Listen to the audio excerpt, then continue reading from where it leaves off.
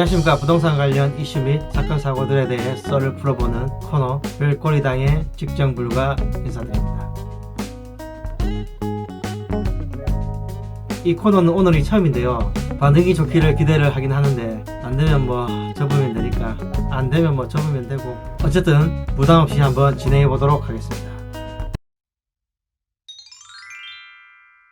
오늘은 첫 시간이니만큼 가볍게 기획부동산에 대해서 한번 썰을 풀어보는 시간을 가져보도록 하겠습니다.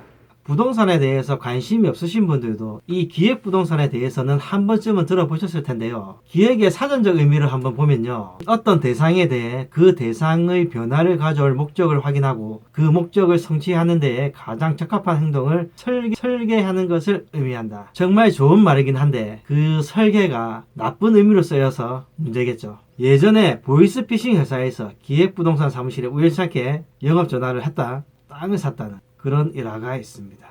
그 정도로 말빨이라든지 영업 스킬이라든지 타겟과의 텐션 조절, 즉 밀당이 탁월한 게 바로 이 기획부동산입니다. 보통 사람들이 듣기 좋아하는 말들이 있죠. 이거 사고 2, 3년 후에 무슨 개발 계획이 발표가 되면 최소 수배에서 수십 배는 땅값이 오른다. 일확천금을 벌 수 있는 아주 좋은 땅이라고 현혹을 시키는 건데요. 그 대표적인 수법을 한번 살펴보도록 하겠습니다. 첫 번째, 구인 광고를 내서 영업사원을 모은 다음에 그 영업사원이나 영업사원의 지인을 통해 땅을 판다. 두 번째, 공유지분 형태로 판매를 한다. 세 번째, A라는 땅을 보여주고 B라는 땅을 판다. 우선 영업사원으로 들어가서 땅을 사는 경우는 일반적으로 기획부동산 사무실 같은 경우에는 월급제로 운영이 되거든요. 대부분의 소규모 영세 부동산 사무실 같은 경우에는 특히 영업직 같은 경우에는 기본급을 절대 줄 수 있는 그런 형편이 못 되고요. 대부분이. 그래서 뭐 수당제라든지 뭐 성과급 이런 걸로 지급이 되는 거고, 그리고 고객들 같은 경우에도 대부분이 일을 하시는 분들이다 보니까 주말에 보통 땅을 보러 오거든요. 그래서 주말에도 빨간 날에도 못 쉬고 일을 하는 경우가 허다한데 이 기획부동산 사무실 같은 경우에는 기본급도 주지. 보통 모래사 150, 200 정도의 기본급도 주지. 빨간 날, 공휴일 날 꼬박꼬박 다 쉬지. 얼마나 좋습니까?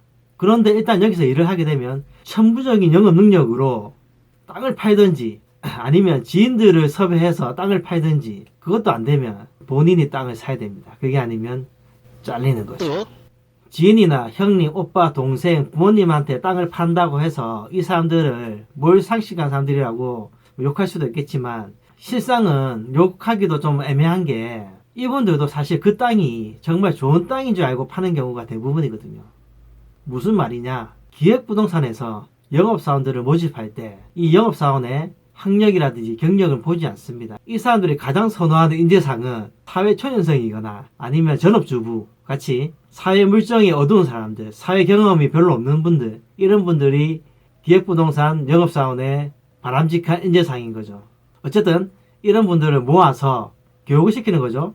우리가 파는 이 땅이 정말 좋은 땅이고 대박치는 땅이다 이렇게 하면서 영업사원 니도 돈 있으면 사고 니 돈 없나? 그러면 주위에 돈 많은 친구가 누구 있노?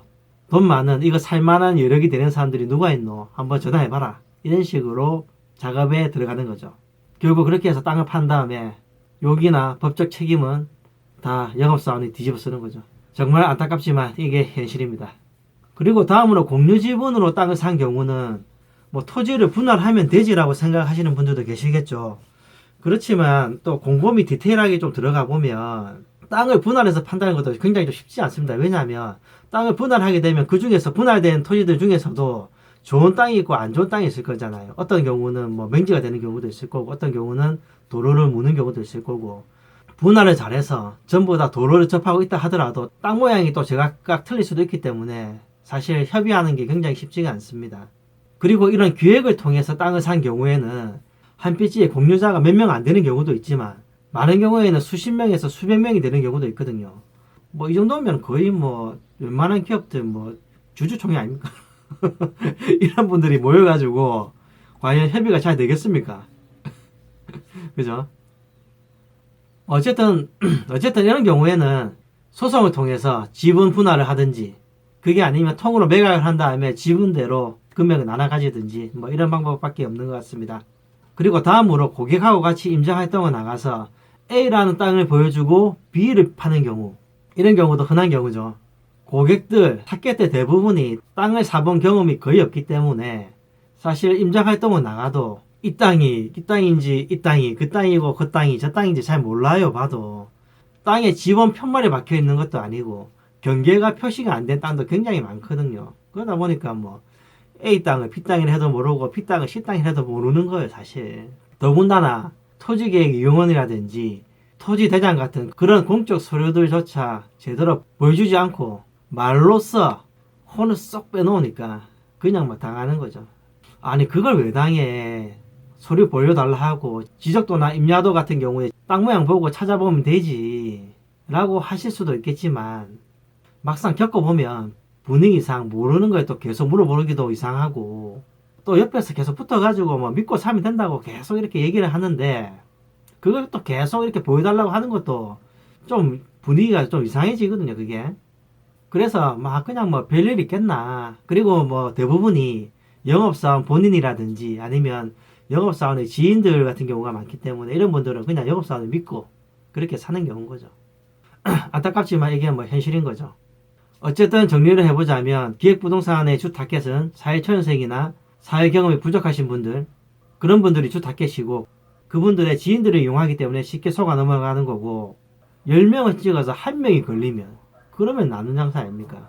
예를 들어 쓸모없는 땅을 평당 3만원씩 가져오게 되면 이걸 적게는 수십만원, 많게는 기백만원까지 부풀려서 팔게 되는데요. 이때 영업사원 몫으로 보통 매매 대금의 10%를 받게 됩니다.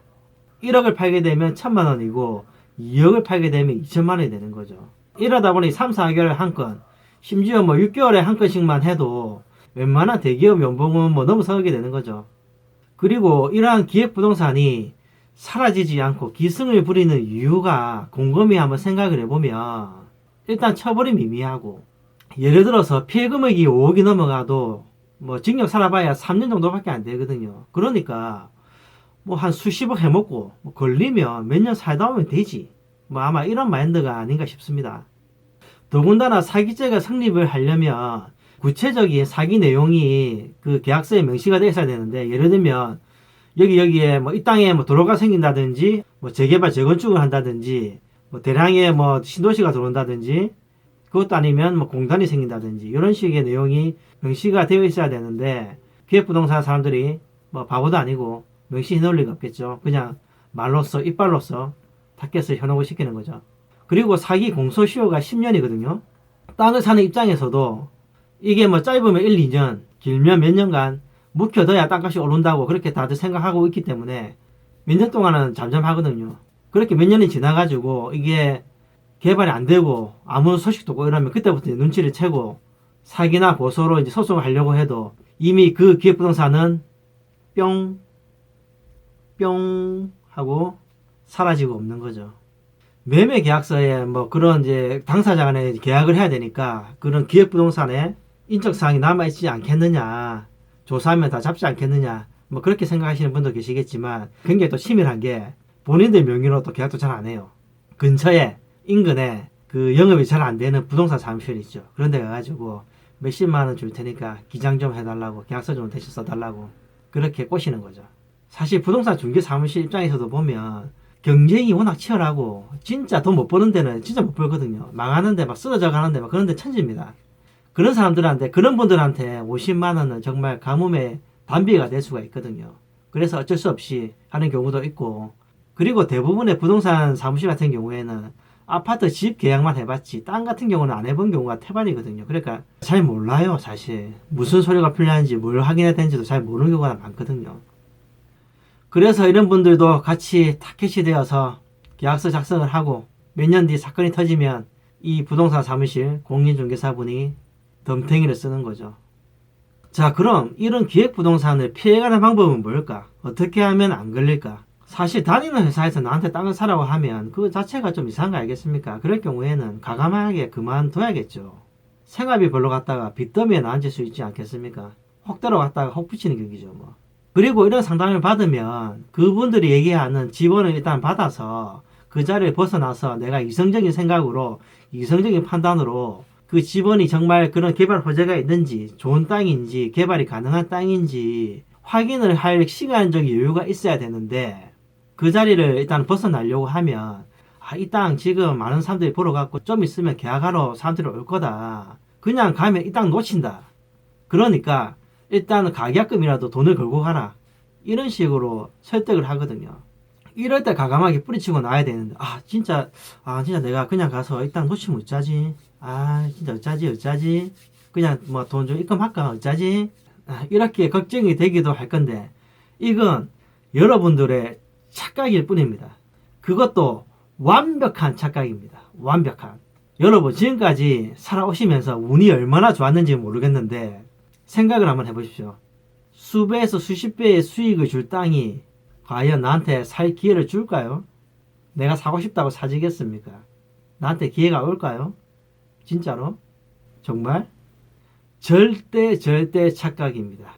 여러분 세상에 싸고 좋은 땅은 없습니다. 만약 서로 있다 쳐도 그런 땅들은 저 위에 높은 분들이 다 해먹거나 돈 많은 놈들이 해먹거나 정부 빠른 놈들이 해먹거나 이도저도 아니면 공인중개사가 다 해먹습니다. 아니 그런 좋은 땅을 왜 여러분한테 팝니까? 저가 다 해먹지. 안 그래요? 상식적으로 저거 지인들 얼마나 많겠습니까? 다 해먹지. 왜 여러분한테 팔겠습니까? 그런 땅을. 기획부동산에 안 당하는 방법, 제일 확실한 방법은 일단은 허황된 욕심을 버리셔야 되는 거죠. 허황된 말에 일확천금의 꿈에서 좀 벗어나서 그렇게 이성적으로 판단하셔야 되는 거고요. 만약 누군가가 그게 서로 나와 가장 친한 사람이라고 할지라도 상식성 이상의 수익을 가지고 현혹을 시킨다면 일단 의심을 해봐야 되겠죠. 그 사람을 의심하기보다는 그 상황을, 그 정황을 의심해봐야 되겠죠. 물론 부동산 뿐이겠습니까? 모든 투자 사업에 다 공통적으로 해당하는 말 알겠습니까 이게?